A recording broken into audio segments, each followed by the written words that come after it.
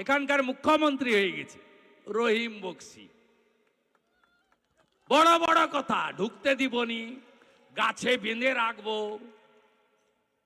পা ভেঙে দিব, মাথা গুঁড়িয়ে দেব, বাপের নাম যদি ঠিক থাকে কলম বাগানে আয়, দাঁড়িয়ে আছি। আরএসপির মাল ছিল, আইসিডিএস এর চাকরি বিক্রি করত, আর আমি এখানে তৃণমূলের অবজারভার যখন ছিলাম আমার গাড়ির দরজা খুলতো। কেউ নেবে না। তৃণমূলের যারা এখানে নেতা ছিল,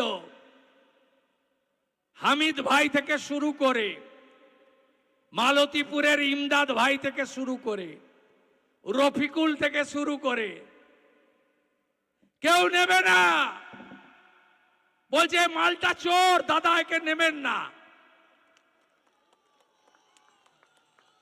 1.5 বছর ধরে গাড়ির দরজা খোলে আর বন্ধ করে, যা বাঁ হাতে একটা পতাকা ধরিয়ে দে।